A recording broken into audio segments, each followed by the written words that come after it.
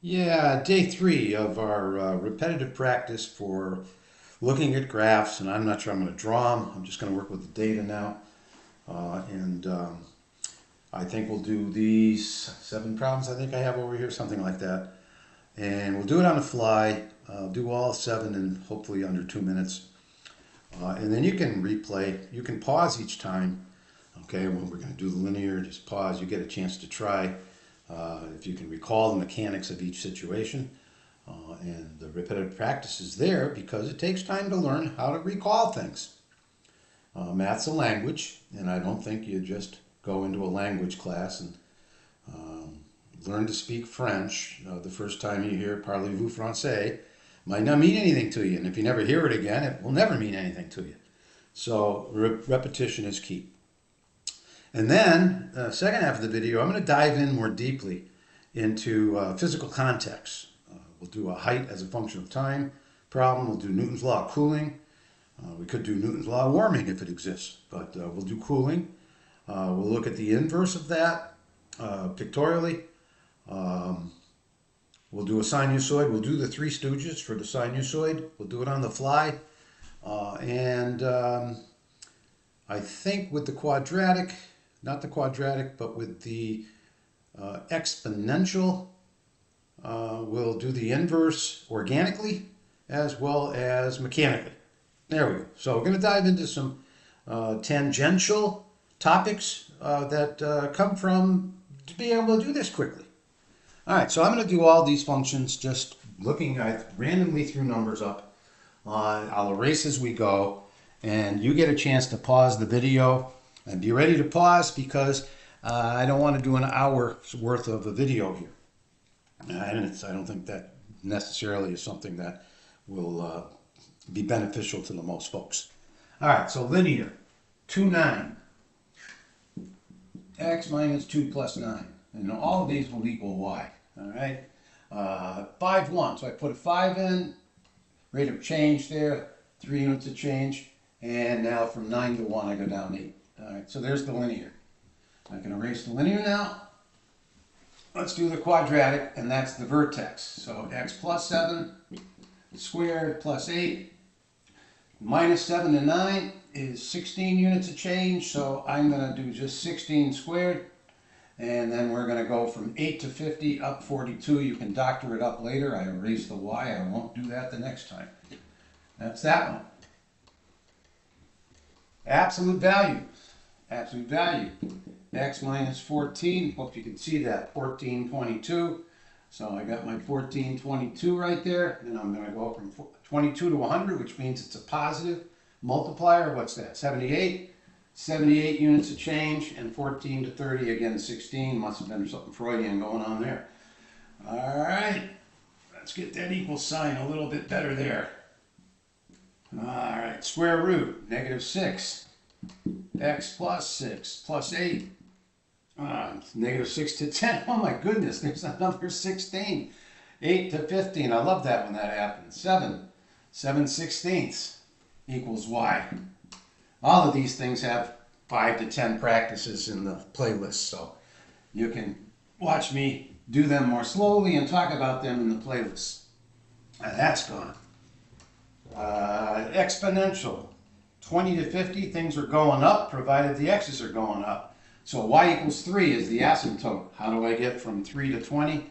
I go up 17. The next time I don't go up 17. The next time I go from 3 to 50, which is up 47.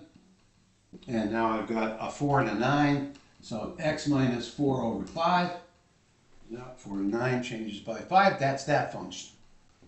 Notice I've gone to the y equals, which is something we've been doing for years. X equals 3. So therefore, this is inverse of exponential is a log. So my first y value is 4. How do I get to my next y value? I add 5 to logarithm, asymptote at 3. So x minus 3 all over from 3 to 20. The first differential is 17. The next differential is from 3 to 50, which is 47. So what have I got here? I've got, I forgot what I did. 3, I've lost my train of thought. 3 to 20, 17. So it's going to be 17 and 47 here. believe that's true. Let me check that. 3 certainly works. Put the 4 in, I'm sorry, here, this is where I am. Okay, yes, so that gets me 450. Yes, okay, fine. And then the last one, cognitive decline. You see, I lose track of where I am. I start looking in different places. All right, I got a sinusoid. I want 50 to act like I want 2001 to act like a max. So x minus 2001 plus pi over 2. I'm going to take time and do these slowly for you after I'm done with this. So I've got from 2001 to 2024 is 23 years. So 23 years in the denominator here, Jimbo, come on, get your act together. 23 years, 1 pi, 2, 3, 4, 5, 6, 7, 8, 9 pi. All right, we're going to look at the sine function, what that language means, and our median, our middle is between 50 and 30, which is 40. And we're going up and down 10. In the first instance, we're going up. And that's that function. Okay, so I don't know if that took 2 minutes or not, but now I'm going to break down a couple of situations. Again, if you want practice with the quadratic, go to the quadratic playlist, look for Rapid Fire 5, how to graph, how to do this process, and I think in there you can find quadratics, you can get the graphing form, you can find the roots, you can find the range, you can find not the inverse, but you can solve an inverse, all in 60 seconds or less. It's doable. Just have to get repetitive practice and also get a little bit of explanation as to the geometric underpinnings, and then I think it makes sense. At least it started making more sense to me. All right, so what are we going to hit first? We're going to hit the quadratic, height as a function of time. All right, so I'm going to give a physical context here, and we'll play with it. And one of the reasons I'm doing this is because I was doing the calculus worksheets to try to help folks. I wanted to leave that on the board. Well, all right, I'll leave that there. I did prep a little bit for this because there's so many different things. I always forget to say something that I wanted to say. So here we go. I got a ball. It's 3 feet high. Okay, not that I have any balance left at all. I don't. But I kick it straight up, nice knuckle. Controlled situation. We're in a lab. Okay. Reaches its maximum height of 67 feet after 2 seconds. I've got some nice numbers to work with here. Okay, so we can see the concepts. That's all I need to tell you what the roots are. You can do it in mental math right now, but we'll have at it. So this is the picture, and I'm going to be using this as a starting point for my calculus worksheet, 50 questions, where we apply all the calculus concepts to this situation. All right, so my kids can't do that coming in from other classes. They don't know how to write that equation. It's a shame because it's not hard. So that's the vertex. Can you write it now? Can you write height as a function of time? I hope so. Pause the video. It is t minus 2 seconds, right? Seconds minus seconds. We're doing some conversion. Squared plus 67. Did I leave myself enough room? Barely. How do I get from 67 to 3? I get down 64 feet. What's the square time elapsed? 4 seconds squared. This turns into minus 16. I could do this out, but I assume if you're watching this, you know how to already. T squared plus 64t plus 3. That's what that multiplies out to be. Okay. Really quick here. When does the ball hit the ground? Can you tell me when the ball hits the ground? It's actually a y value, a time, 2 plus the square root of, let's see, at this point we're looking at going down 67, so excuse me, so 67 over 16. Took me too long to do that. Right? Again, cognitive decline, but that's when it hits the ground. Now I hope you can see that at 4,3 here, right, the symmetry of that. And that number, 64 divided by 16, is 4. And the square root of 4 is 2. And 2 plus 2 is 4. And I think you're pretty close to 4 seconds. You know, 2 seconds after you reach the top, another 2 seconds, a little bit more, you're hitting the ground. If you don't believe me, no, I won't tell you to No, we won't tell you to kind of step off and experience it. No, we don't want you doing that. Okay? Don't, never said it. All right? But that's the time you hit the ground. All right, well, that's nice. Now, what do we do? How do we get back to this equation? How do we get back to that? Well, what did we say? Ax squared plus bx was completing the square. And if you take one x out and you have ax plus b, then you have from 0 to minus b over a. That's where you get a root, right? You got these roots at, right? 0 and minus b over 2a. Doesn't matter if it's 0, any constant, right? If there was a 5 after this, then a 0 would get you 5, and so would minus b over a get you to 5. So minus b over 2a, halfway there, right? Because you're cutting that distance in half. Minus b over 2a, minus 64 divided by 2a, minus 32. Lo and behold, there's the 2. So if you have the 2, what can you do? You can write t minus 2 squared. You can write t minus 2 squared. Wouldn't it be nice to know where you are? Well, you got an equation, so we put 2 in. You'll find out that the first number is half of that and opposite. You don't believe me? Plug it in. 4 times negative 16, negative 64. So the next time I do this, I'm not even going to do that. I'm just going to cut that in half and add the constant, and there we are. Now we have to do what? Find the a value. Well, guess what? It's given. Now, why did I know that? Because I've done 300, 400,000 of these things. Do you think I'm kidding? I'm not. Set it to 0. What do? Addition of 67, subtraction of 67, multiplication by negative 16, division by negative 16. The inverse of squaring plus minus. We're only looking at when it hit the ground. Negative 2 becomes positive 2. Well, that's what I wrote. Okay? You might want to play that again. It's useful. It's nice when you don't have to think. You know, a lot of thinking went into that. I can tell you that didn't just happen overnight. But, you know, you're not going to spend 40 years probably. Most people aren't going to be math teachers. So, handing it to you so that you can go up the ladder and be something, actually work with this stuff. I'm on a roll today. All right, so that's a little quadratic physical context. Now we'll do Newton's law of cooling. All right, so I poured my coffee. I wish I had another cup. I don't, so I'm pretending that the coffee is in my cup, which I've lost. Here it is. Here's my cup of coffee. 5 minutes ago, I poured it, and I measured the temperature. 140 degrees. Now, obviously, I'm giving you canned numbers here. All right, so the room temperature here is 60 degrees. I could put the degree symbols. I suppose it doesn't hurt. I don't want you to get confused with an angle here. So 60 degrees. It cools. The coffee cools. It actually cools to the room temperature, which means the limit of the function we're going to create as time, let's make it function based on time. As time goes to infinity, it goes to 60 degrees. Now you're already doing a limit, you Algebra 1 folks. It's a trend.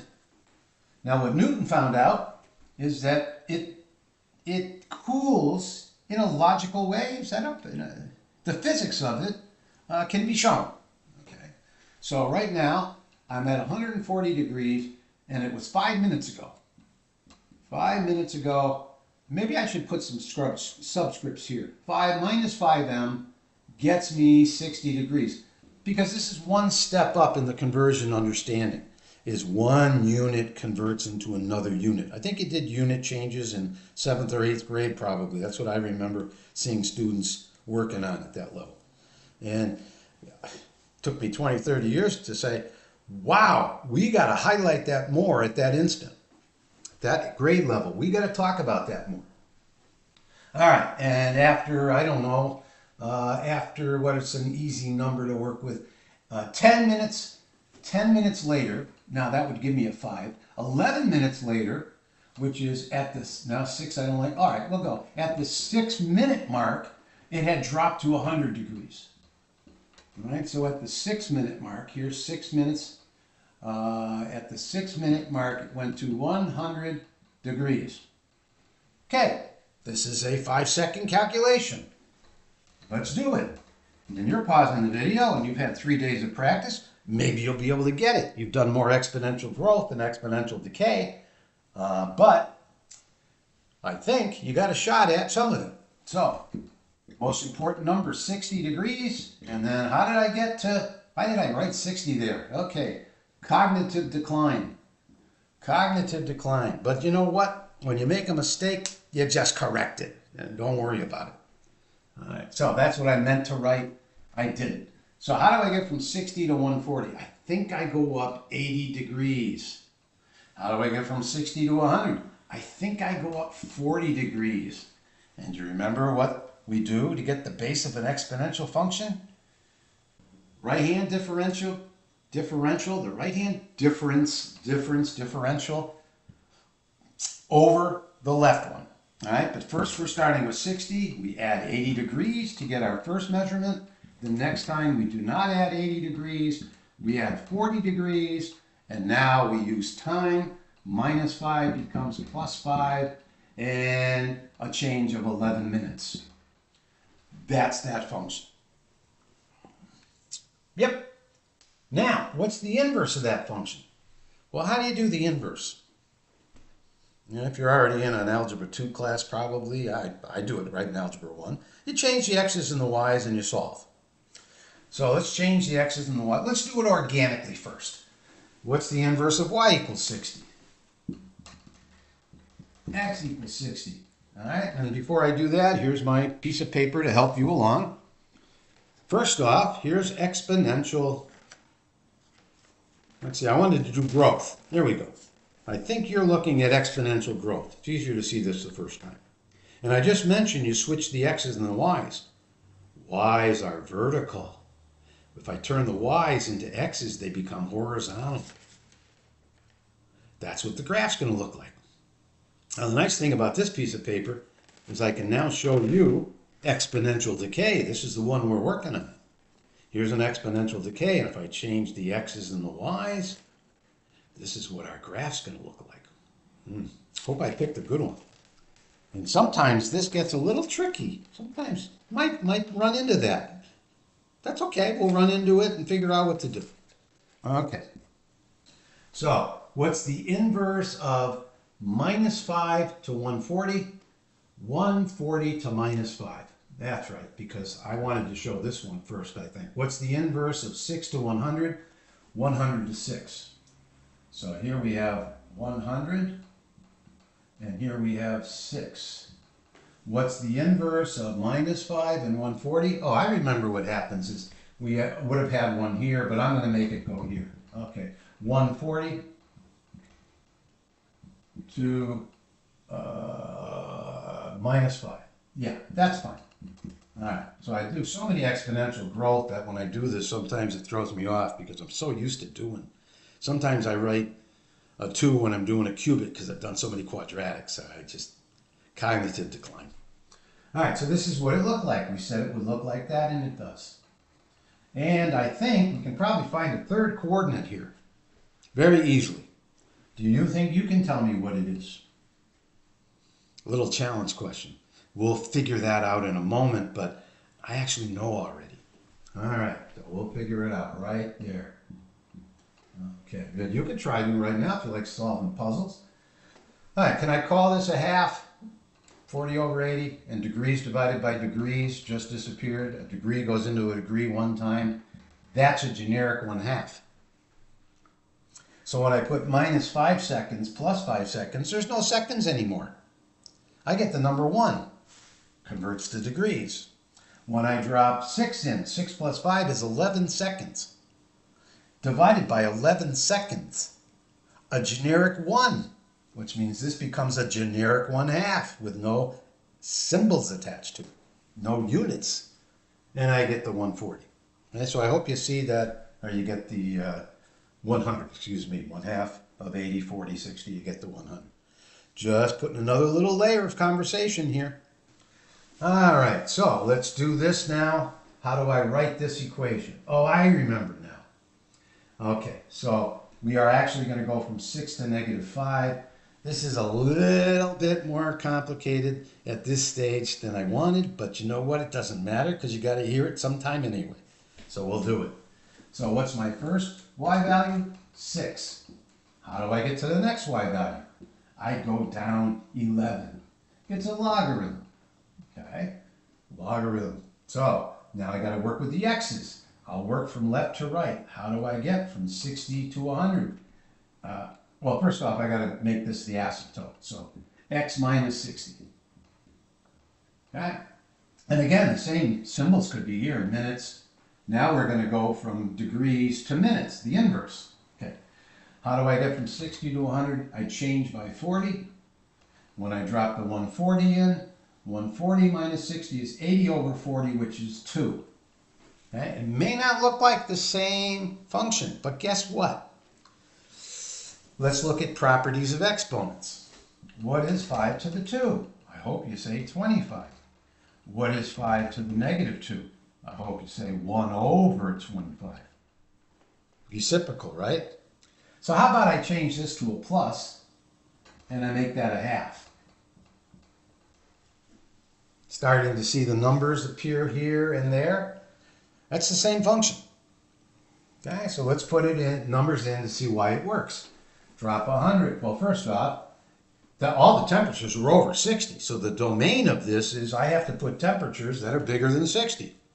It cools to 60, but numerically it never really touches 60. It might be 60.01. But with global warming, it might be 60.02. Don't know what I just said. All right. So 100 minus 60 is 40. 40 divided by 40 is 1. We're trying to learn what log 1 is. That's a 0. I don't care what the base is, although bases have to be positive. So 0 times, where am I? Times 11, gone 6. 100 got me 6. It's easier to see 140. 140 minus 60 is 80. 80 divided by 40 is 2. 1 half to the what is 2? 1 half to the negative 1. Reciprocate. What's negative 1 times 11? Negative 11 plus 6, negative 5. There you go. Now, let's get it mechanically. How do we get the inverse? Mechanically, we change the x's and the y's. That becomes an x. Oh, I'm doing x's and y's. Over here, I was doing t. All right, this is changing to x right now, which means that that's going to change to y. I didn't even realize I did that. You probably did. All right, so what's the first thing you're going to do? I just have students write their answers here. You're going to subtract 60. Then you're going to divide by 80. Then you're going to do log base 1 half. Then you're going to do times 11. There's your multiplication times 11. And the last thing you're going to do is subtract 5. Okay, now, if I go back to this being a 2, that's a minus 11, this is a 2. I think you can start to see a whole lot of numbers here that show up over there. And that's how we get inverses. We switch the x's and the y's. Okay, so that's a physical context for Newton's law of cooling. All right, now I'm going to do a sinusoid, Three Stooges. Don't even have to flip the board over, I'll just erase. All right, so we're going to do a molari curly. And I'll get some numbers on the fly, just to show you how quickly and easily you can write some of these equations. And add a little layer of, we'll change the sine function to the cosine, because that's what usually comes out of the textbook, so that if you're doing trig right now and you're having trouble with it, it might help you a little bit. All right, so I'm going to pretend I'm Mo. Poor Curly. Boom. Okay, so I don't know how many times I did that. Let's say I did that 7 times, up and down 7 times. What's the height of my shoulder? I'm about 68 inches high. Let's say that's about 10. How about 58 inches? Oh, I went above that, right? I went above 68. So how about 72? So the maximum is 72. And we'll say that I've been doing this, and after 8 seconds, After 8 seconds, my hand was here. So I get this sinusoidal pattern, max to min, and after 8 seconds, I was 72 inches high. I got 7 revolutions. There's 1, go Shay. 1, 2, 3, 4, 5, 6, 7. Boy, glad I got the big board here. Don't let them see the big board. 72. Okay, so for the older folks out there, you remember that movie, I'm sure. Down to here. So let's see, I'm 68 inches. That looks about 2 feet. So let's go down to, what, 44? Okay, so over here, at a minimum, hopefully you can see that, 44. And let's just, got the 44 as a Y value, excuse me. Told you, cognitive decline continues. 44. All right, so let's just throw a random number in how long it took. Let's say it took 15 seconds. Yeah. Can you write the problem? Can you do it? Yeah. Got to find the middle. All right, the middle is 72 plus 40, 70 and 40, 110, 116 cut in half, 83. What did I just say? 72 to 44, 110, 116. Oh, God. Why am I having trouble with this? I'm having one of those moments. It's okay, just trying to find the average here, 72 to 44.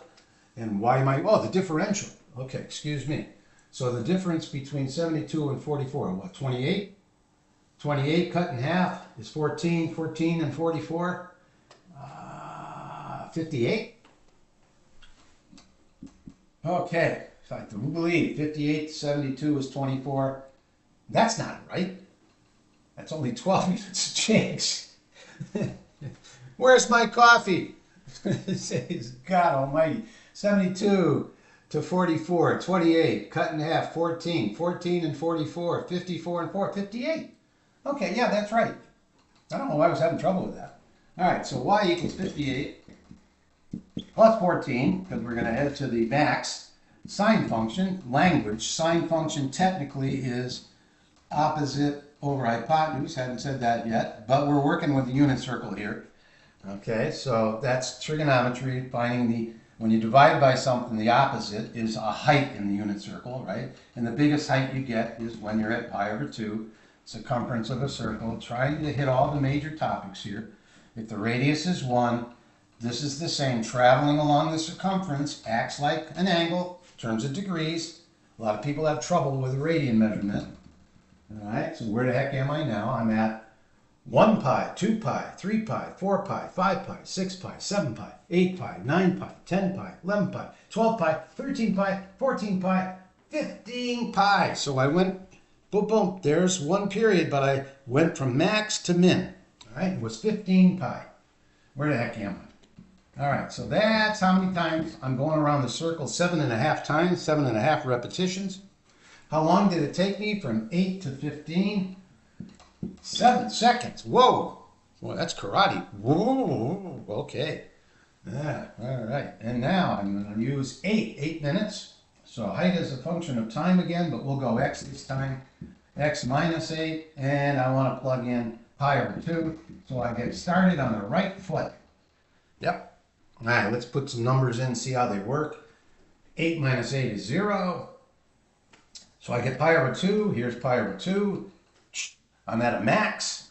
Okay. Then I plug in 15. 15 minus 8. The 7's divide out of the problem.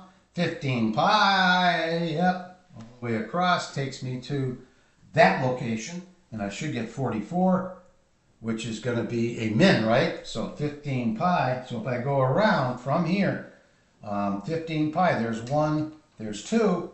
15 puts me here. And that's -1. The value of that's -1. If I take 14 away from 58, by God, I'm at 44. All right, so question that usually comes out of the textbook is, what's that period? Period is one max to the next max. It's How long does it take to do one revolution? Well, it all depends where you are in the world. I hope it's a good revolution. Nobody gets hurt. Peaceful revolution. Yeah. Boy, maybe I shouldn't even do this video. I've gotten on a real roll here.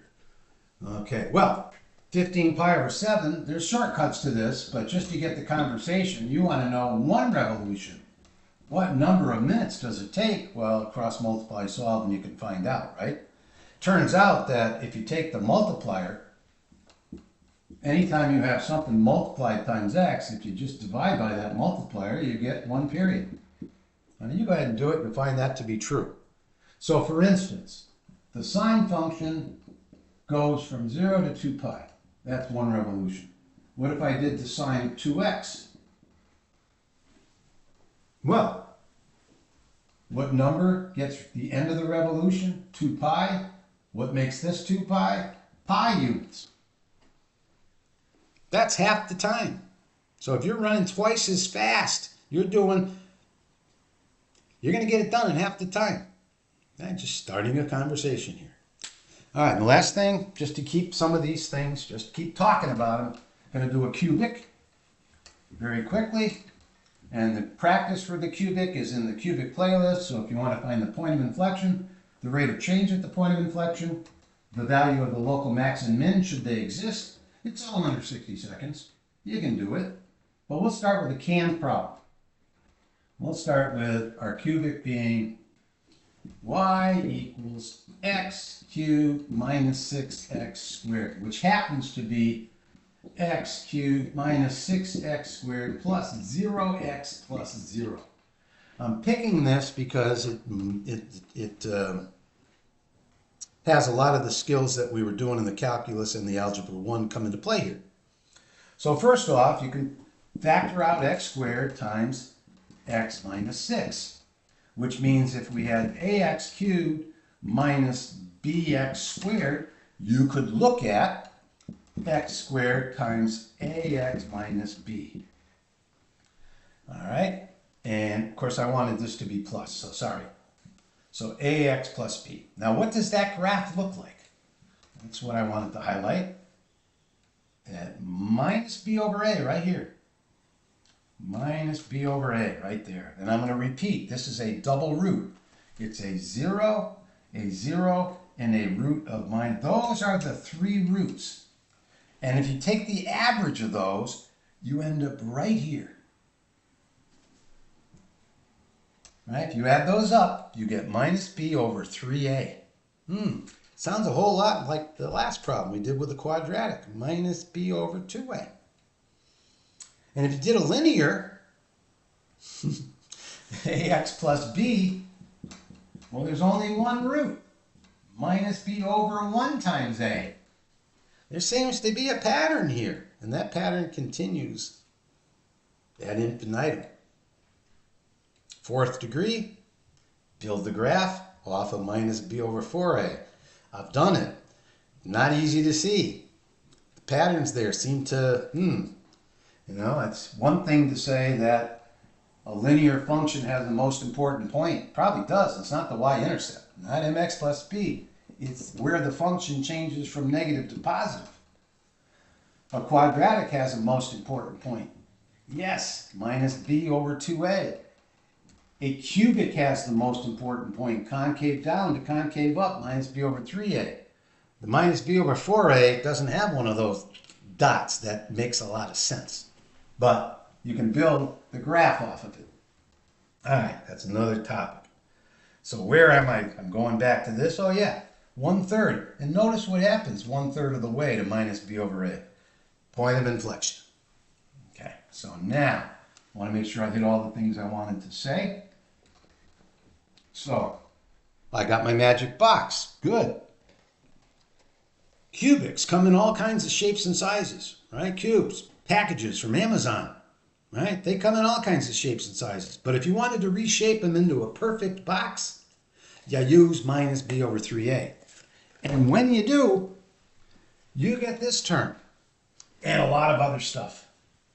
But what do we know? We know that the shape of the graph here, we already did it. This graph is going to look like that. Okay? Now, We have talked about polynomial behavior before. Tangent to the y-intercept. Do you know where to look for the tangent of the y-intercept? It's right there, mx plus b. That's one time it's useful. So what's the slope? Right here at 0. Oh yes, it's 0. And there are more reasons why. That's shown in the playlist, I'm sure, somewhere. All right. But knew that was flat right there to begin with. And how hard is it to get that value? I don't think so. Minus b over 3a. Now, if you want to, you can hide the x's. And you can see the distance from the origin is 6 units. And if you divide it by 3, you know that's 2. And there's a nice thing, a nice relationship, a 3-to-1 opposite relationship in the cubic. In the quadratic, it's 2-to-1. All right, so if you just plug a number in here and you get 8, then you know that's going to be 3 times its size minus 24 without any work. Well, let's do it. 2 times 2 times 2 is 8. 2 times 2 is 4, times minus 6 is minus 24. So if you want to find that y value that goes with it, all you got to do in the first 2 terms is change the sign and double this. 2 times 8, 16. Double it, minus 16. That's where this is. And if you want to know that value, you can measure the max and min, the x value of the max and min, if they exist. If they exist, you measure from 2. In this case, we're going backwards, the square root of the rate of change at this location. Now, you don't need calculus for that. The rate of change at that location is c minus 3ah squared, and h is 2. And a in this case is 1. So we get c, which is 0, minus 3 times 1 times 2 squared. So what do we have? Minus 12. So the slope at the point of inflection is minus 12. And what you have to remember is to change that to positive 12 and divide it by 3 times a. And 3 times a is 3 times 1, and we get 2 minus the square root of 12 divided by 3 is 4. And what's 2 minus the square root of 4? 0 is our local max in this case. Oh yes, it is. Right? Now, it takes some effort. It takes some effort to do that. How much? About 4 days of practice, 2 minutes a day. That's what it takes. Right? For a well-motivated student, that's what I've seen over the years. So you can march up the ladder here pretty quickly. Start getting those neurons connected, and I hope you do. All right, so what would the other one be? Well, if we went up 16, we're going to go down 16. I got a feeling this is a min of negative 32. Now, you go ahead and get into Desmos or some graphing calculator and go play with it. All right, is there anything else I want to say? Probably, given the fact that I'm ranting and raving today. But that's okay. We got some practice in it. And so I hope it helps you. And enough of me. All right.